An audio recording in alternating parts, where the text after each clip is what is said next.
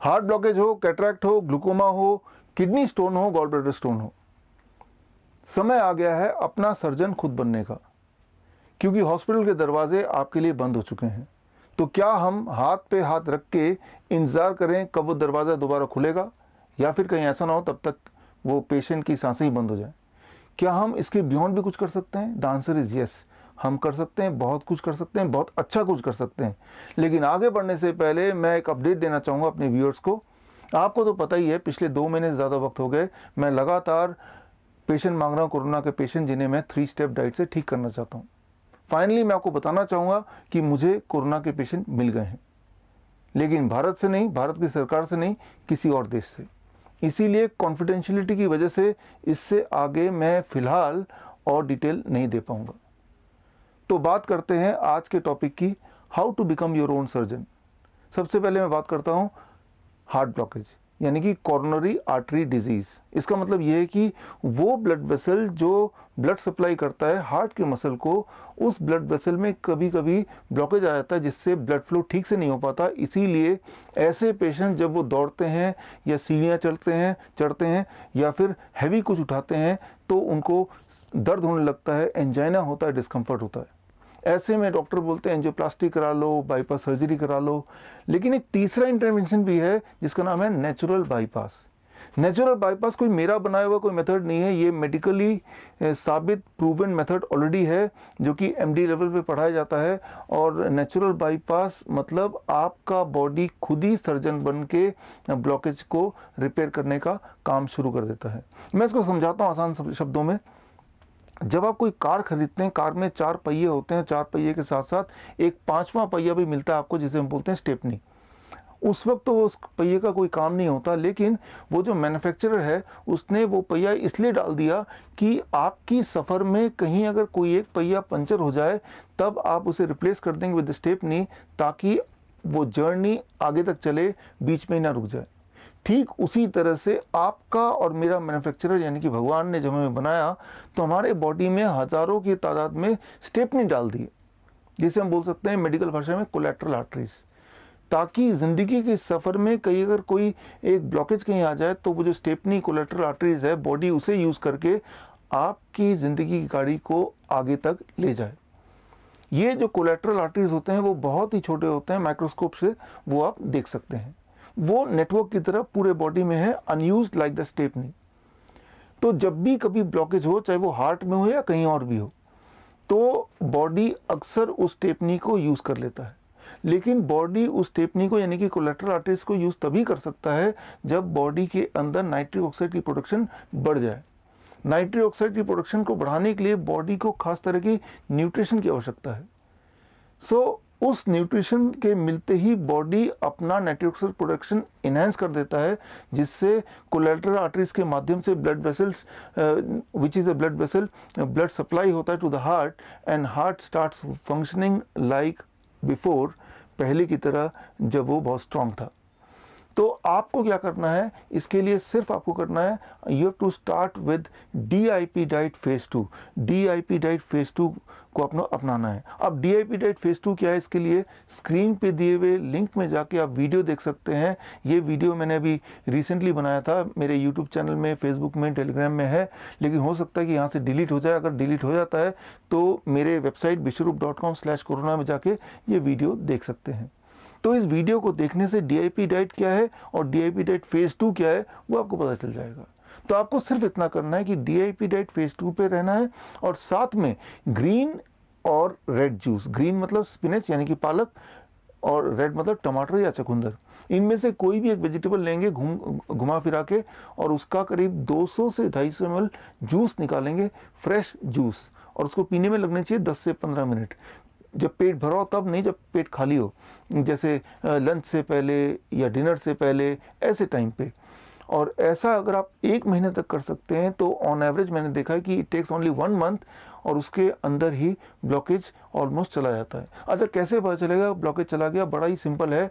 अगर वही वाली एक्टिविटी जिसके करने से आपके एंजाइना होता था यानी कि पेन, अब अगर उसी एक्टिविटी से पेन नहीं हो रहा है, इसका मतलब आइदर ब्लॉकेज बहुत छोटा हो चुका है या गायब हो चुका है। जब आपको आराम मिल जाए, जब पेन गायब हो जाए, उसके बाद फेज़ 2 डीआईपी डाइट की जगह अगर आप चाहे तो स्टैंडर्ड डीआईपी डाइट पे ही रह सकते हैं for rest of the life. Number 1। Number 2, जो ग्रीन एंड रेड जूस है उसका काम खत्म हो चुका है, अगर आप चाहें तो उसको डिसकंटिन्यू भी कर सकते हैं। तो लेकिन डीआईपी डाइट में रहना ज़रूरी है ताकि इस तरह के प्रॉब्लम दोबारा कभी ना हो, दोबारा ब्लॉकेज हो ही ना। ये तो ही हार्ट की बात। अब करते हैं कैटरैक्ट की बात, ग्लूकोमा की बात, या फिर कई सारे लोग हैं जिनके मोटे मोटे चश्मे लगे हैं, वो चश्मों से छुटकारा पाना चाहते हैं, उनकी बात। बहुत ही सिंपल है आपके लिए, आपको भी डीआईपी डाइट फेज़ 2 में रहना है। It takes about 3 months time, 3 महीना ऑन एवरेज लगता है फॉर कैटरैक्ट, ग्लूकोमा या चश्मे से मुक्ति पाने के लिए।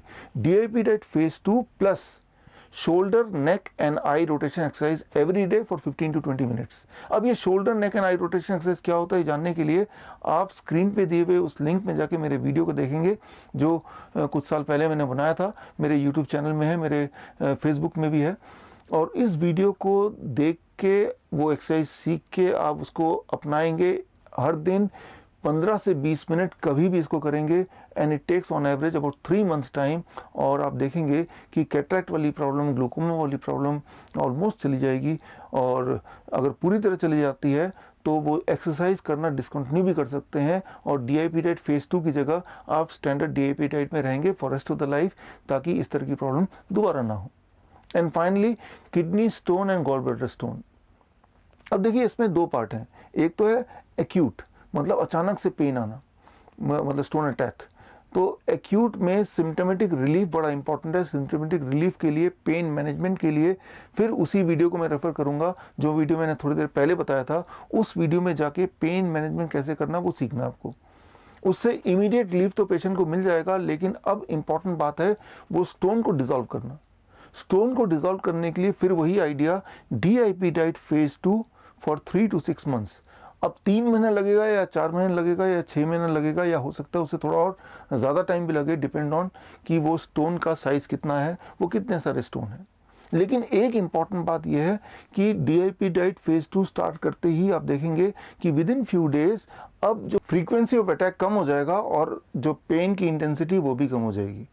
लेकिन ये तो हुई एक बात, लेकिन साथ में आपको ऐड करना है कुल्थी का दाल का पानी। कुल्थी का दाल क्या होता है, इसे कहते हैं इंग्लिश में हॉर्स ग्राम। अब देखिए, ये है हॉर्स ग्राम, और ये हॉर्स ग्राम करीब 20 ग्राम कुल्थी का दाल लेना है, एक मुट्ठी भर, और लेके उसको 200 ml पानी में आपको बॉईल करना है तब तक जब तक कि 200 ml पानी 100 ml में कन्वर्ट ना हो जाए। और वो जो 100 ml है उसे छान लेना है वो पानी को, और उसका आधा पानी यानी कि 50 ml पानी आपको लेना है ब्रेकफास्ट से पहले खाली पेट में, और आधा लेना है 50 ml जो बचा हुआ है वो डिनर से पहले। और ऐसा तब तक करना है जब तक कि स्टोन रहेगा, जो किडनी स्टोन है या फिर गॉल ब्लैडर स्टोन है। अच्छा, कैसे पता चलेगा कि स्टोन है अभी? उसका बड़ा सिंपल तरीका है। अगर लगातार 1 महीने तक पेन नहीं हो रहा है, कोई डिस्कम्फर्ट नहीं है, तो इसका मतलब ये है कि स्टोन या तो पूरी तरह डिसॉल्व हो गया है या बहुत ही छोटा हो गया है।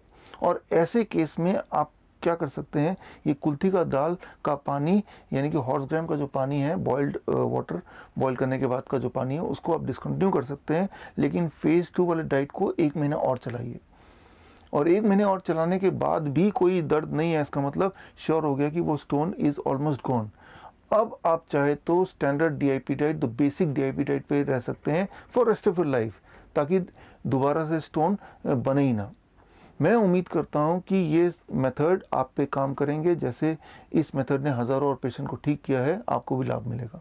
अगर आपको लाभ मिलता है, अगर ये मेथड काम करता है, तो you have to give me something in return.